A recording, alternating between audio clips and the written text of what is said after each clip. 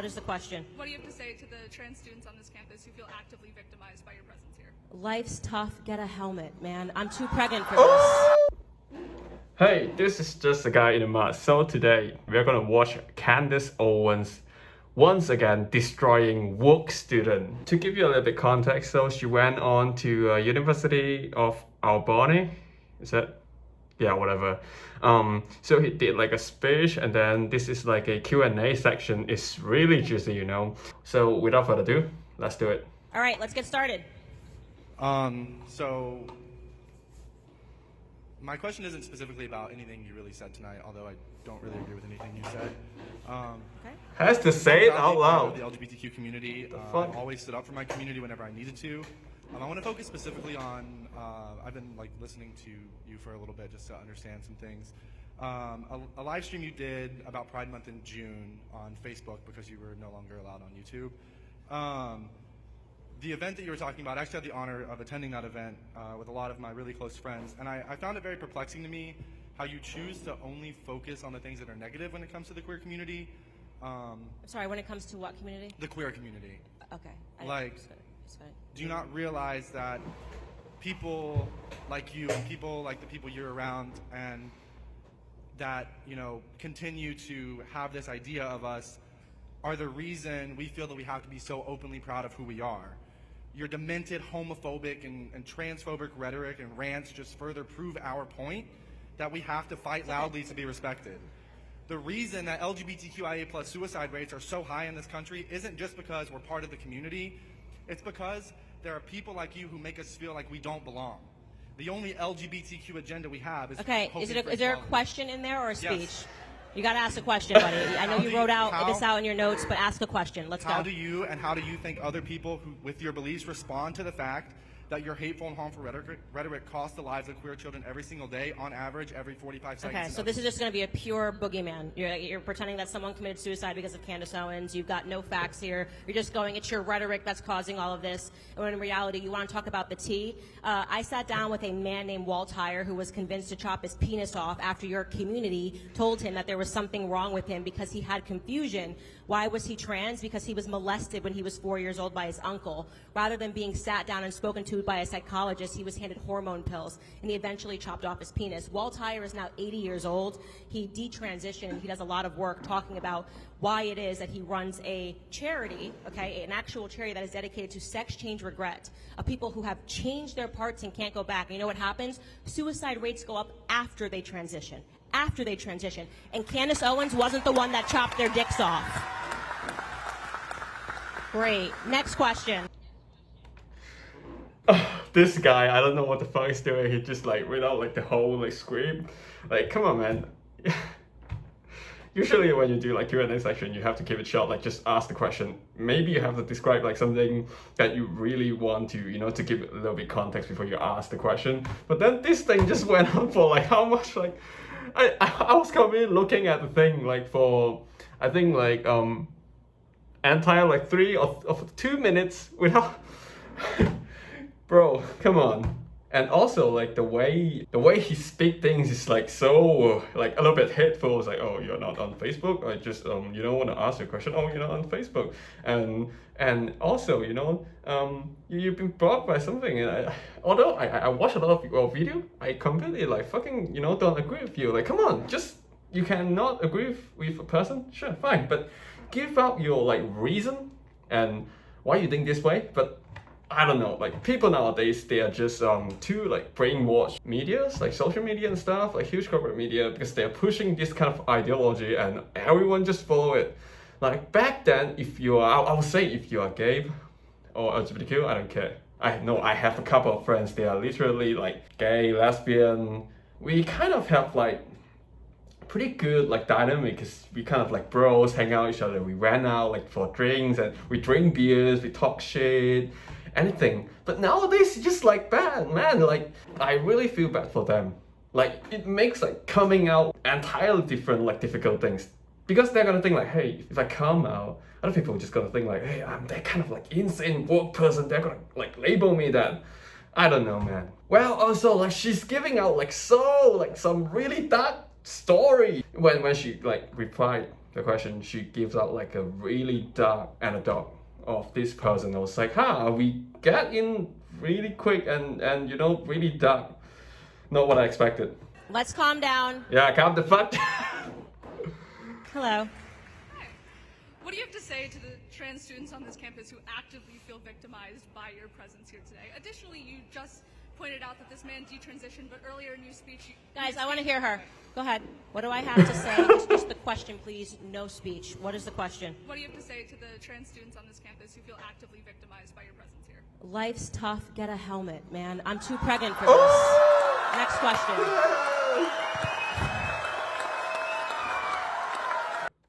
Really, like, instantly destroyed. Like, these people, I'm not against the idea of you having like different sexual orientation, but the thing is that we have a bigger problem in our life. You know what I mean, right? Well, let's keep going. Seriously, somebody just give out free hugs or something in the somebody give out free hugs. I can't be your mommy. Free hugs, okay? yeah. I'm too pregnant. I can't be your mommy. Next up. As a non-binary person, what do you have to tell me about my identity? Because I know for a fact I'm not confused. Okay, next question. Great statement. Oh my. That's a statement. That's a statement. Okay, you know your identity. You're not confused. Congratulations, sweetheart. Thank you very much for your statement. Like, they are so, like, they thought they are the center of the universe. If I am the person that stand up, like, have a chance to ask a question, I'm going to think about some really deep question, like, and I need that kind of advice to make my life better. But in their situation, they just kind of think, oh, this is my identity. My identity is everything. Whatever I did has to link back to the identity that represent my sexual orientation. Like, come on, man. It's more than that. Come on, man. We gotta do better. Hi, how are you? Hi, I was wondering where you got your statement, your statistic about people who transition, detransition, as well as that you are infertile after transitioning. Because I myself take hormones, I do testosterone injections, and I've gone through a lot of doctors, and none of them told me that was true. Okay, so on my podcast, I actually cite all the sources. If you look up my name and my podcast, you can, I mean, it's in so many articles. And also, as I said, sexchangeregret.org actually lists all of these statistics with their sources. So obviously, I can't give you a hyperlink as I'm saying on the stage, but you can definitely find it on my podcast, and you can find it on sexchangeregret.com. Sorry, I should have. Thank you for the question. That was, I think, the first question we got there. Hi, I've There we raised go. my hand before, so I just want to preface that I am, like, have opposite views, but I do want to have a genuine conversation without feeling belittled, so I do just want to preface that. This is what we need. You don't need to have like the same ideology, or you have to like completely agree with certain people that you like. You can still have like a genuine conversation. It's like an exchange, information exchange. It makes both person evolve into like a different, how do I say that? Fuck, my English is really bad. It's kind of like it improves your characteristic and the way you think. It reading your mind, it reading the way you view things. This is what I thought. We need more person like this, you know? Well, I am a feminist. Red flag. Specifically academia and the structure of academia and what that looks like for people of color. So in relation to free speech, like, do you feel that like free speech is free for everybody in terms of Western society and the America that we live in today? And at what point does free speech no longer become free? What do you mean, at what point does it become no longer become free? Some rhetoric can be harmful to other communities, especially in the way that it's spread in the media, and I think that goes for both sides. But Can you give me an example? It's always easier to, answer a question if so I like have what I know we all are aware of what happened on campus last year. With, I'm not. Okay. Great, look it up. So what the heck? Like, people like, come on, you lost me there. You can just, give out like a short sentence to just let us know what happened. I don't want to, So it was just involving the feeling of LGBTQ members of the community feeling unsafe with rhetoric that's being shared in terms of transphobia. Like if you're a homophobia. man, I need an example, and someone, like if you're a biological man and someone says, hey, what's up, dude? More of like there's students on campus that are living in communities where they don't feel safe because of rhetoric of explaining that transphobia isn't accepted. So my question is just like, how do you think free speech impacts everybody in communities? Yeah, I mean, the idea that if somebody looks at a man and calls them a man, that they're suddenly unsafe because they've created a false reality in their own head. Yeah, I don't abide by that. I think this is what's really happening is that we are celebrating mental disorders in America right now. Makes sense. I had a stalker, a very serious stalker at FBI ended up getting involved who had suffered from schizophrenia. He very much believed, and it was a terrifying thing to go through. He escaped the Psych 5150 hold, and he very much believed that he and I were in a relationship, and he would send me about 100 emails a day. Okay? In the world of That's what creepy. you believe in your own head now needs to be accepted as reality, I would have had to marry him and raise my children with him. Okay? But what was going on in his head wasn't actually reality. And me saying that this person needs to stay away from me and my family because there's something wrong with him and he was threatening to kill me if I didn't, raise my child with him, that was reality. That was something that had to be dealt with. So what's happened right now is the left is trying to make it seem that people who see reality for what it is are demented and are creating unsafe territory, and that's not the truth. In fact, what I think is unsafe territory is for people to be affirmed in their delusions. So I will never refer to a biological male as a female. And if that makes somebody feel unsafe, I'm not following you around. I don't know what happened on your campus. I wouldn't follow you around and say, hey, you're a male. Totally fine. Go live your life as you want to live your life. But when you say that the way that you live your life now has to impact me and I have to pretend that I see a woman when clearly you are a man, I shouldn't have to play that game. That's all. Thank you very much. I think everything she said makes sense, and the way she replied might comes out like a little bit strong, but she's just honest, giving her own thoughts, speaking true, don't care about like what other people think, and it makes sense. I really agree what she said about like if you put your gender pronouns on your profile, maybe Instagram. I saw like, in Asia there are people like following the trend because I think it's cool.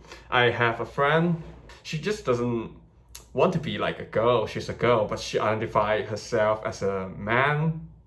Well, I am her friends, so when I see her, I would call her him because I care about his feeling. Doesn't mean that it's the right thing to do. It just feel like I want my friend to feel good around me. Say like I went to this maybe like that someday I went to the state, I traveled to the state, and then I go to this like maybe McDonald's, and then I order something. I was like, hey, I talked to my friend. I was like, hey, maybe you can tell her. And then the waitress is actually identified as a man, and then she's gonna get pissed because I clearly see that you are a girl, and then I just call you a her, and then you can sue me for spreading like hate speech. That shit doesn't make sense. I'm not sure if that's a thing. I heard like theories about like now we have no war, which is a good thing. You don't have a war, but still people is like living in a really comfortable environment. We don't need to put up that much of effort, and then we can get a lot of stuff, which is not a good thing for like a society. That's why it creates like this kind of problem. Like now you're obsessed with your sexuality, and everyone just fighting each other. I was like, come on, man, we have better things to do. Do something that are better for your future. So in the end, if there's anything I have to say, man has pain. And stay strong. I'll see you next time.